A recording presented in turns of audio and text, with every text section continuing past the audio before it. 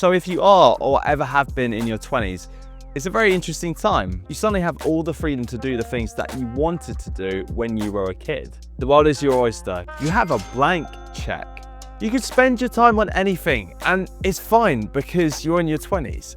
Things couldn't be better, or could they? Hi, my name is Chris. I'm a self-development YouTuber and casual boxer. And if you guys want to show some love, kick the like button and that sexy little subscribe button. Come on, you know you want to. Anyways, let's go. Here are some of the top things I wish I knew when I was in my 20s. Now, the first thing is balance is impossible.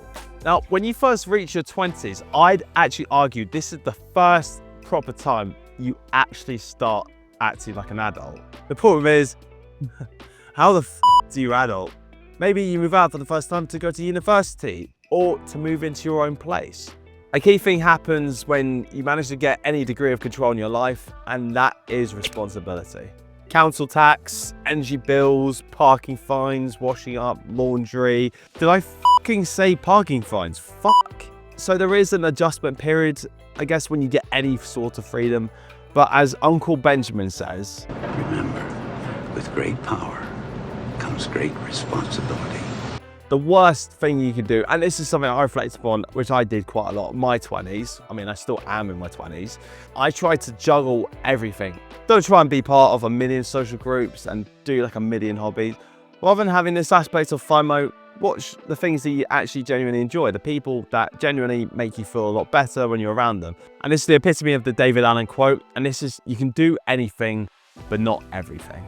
You have to be quite clever in how you prioritize the things that you do on a day-to-day basis. This is both in your professional and your personal life. Obviously, just prioritizing things that make you feel positive might not lead to you being able to live your life efficiently. For example, you might have a part-time side hustle doing art commissions for people, but that might not cover your expenses the same way that a full-time salary job would do. But you should not ignore that side hustle. It might actually be giving you a level of enjoyment and meaning that you might not be getting from your full-time job. Obviously, you have to pay the bills. It's real life, it's not a movie. But that being said, there's always space for things to grow, things to improve, for you to build customer bases and community around things. And if you do want to do something in the future, it's okay if you can't fully balance things in the moment. Because if it's something that fully matters to you, you'll find a way to integrate it in your life no matter what. And this is for my second point. This is don't criticize other people. Now, this is something that I wish I learned a lot earlier in my life than just coming across this now. So when I was 19, almost 20, I moved from busy London and all the way out to Bath in the middle of the country. So couldn't be more of a drastic change if you tried. And because I was meeting new people for the first time, making lots of friends, the perspective that I had when I first moved to university was that I wanted to be the cool kids. I want to be that social comedian that everyone just knows, everyone gets on with. And something I would do, and this is something I'm not proud of, is that I would criticize my closest friends behind their backs if I was in a social group that was, I don't know, making a comment about them. And after criticizing them, if they would come into the room or I see them later that day, I'd pretend like nothing had been happening and I'd just be chummy with them. And this is what I found, is that a lot of the things that we have issue with people of, they probably know it deep down. So us talking to other people about it is not going to solve that problem. You know, you're better off talking to them directly, where they'd actually have some, I guess, some motivation to deal with it because you've spoken to them about that thing. And this is what I also believe, is that people should be free to make their own mistakes, because by making mistakes, that is how you learn, that's how you improve. Now, a mistake doesn't mean that someone's done wrong. It just means they've experienced something and they have an opportunity to learn from it. But also criticizing people, it comes at a caveat. For example, if you got a friend and they've got this amazing job opportunity overseas in a really nice country, a really good job spec, money, all those things they've ever dreamed about, but maybe in the back of your head, you're thinking, oh, this company's not legit. It's probably some scam. You're probably gonna have X, Y, and Z happen. You can raise all of these things to your friend. I'll be honest, if I was saying these type of things, it's because I would want the mate to leave, I would want them to stay. But you wanna be careful, because anytime you're being critical of someone, A, you might be stopping them from getting involved in an opportunity. B, you might be teaching them to not open up to you again with anything that might be personal.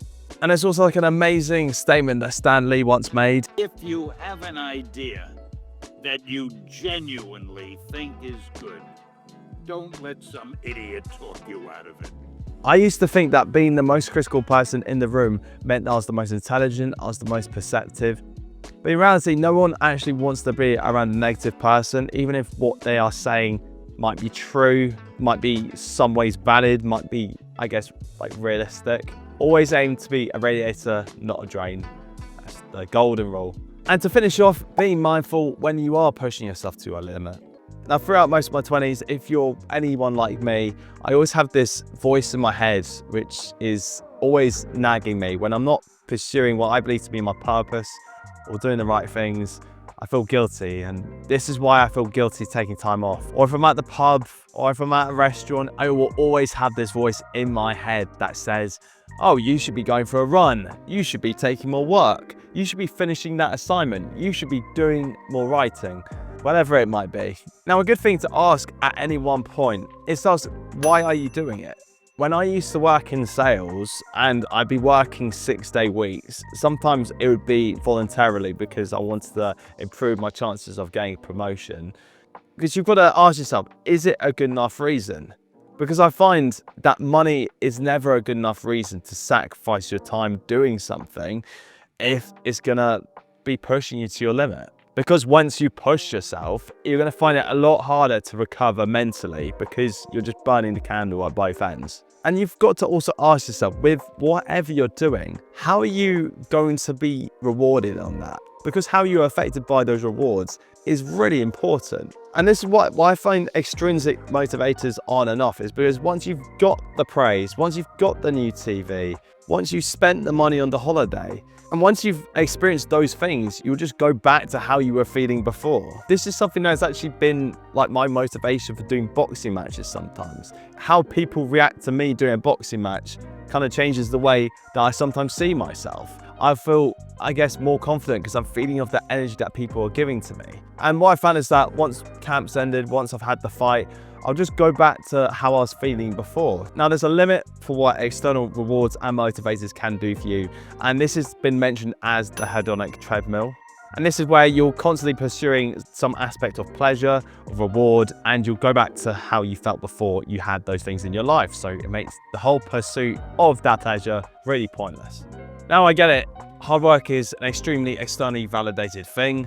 This is why you see so much hustle porn on Instagram, on YouTube. I follow a lot of this stuff, so I'm definitely no stranger to it. Now, the truth is, everyone likes a hard worker. Everyone likes that guy that's trying to separate themselves from the pack, like gets into the office early, works later than everyone else, puts more effort into their deadlines and their submissions. If you're working hard to make yourself more financially secure, that's a good thing. There's a certain confidence that happens when you know that you're able to afford certain things. You're able to not break the bank. If you're trying to work on your mental or physical health to make yourself feel better, that's also a really good thing. I guess that's what this comes down to, is the internal motivations for doing something.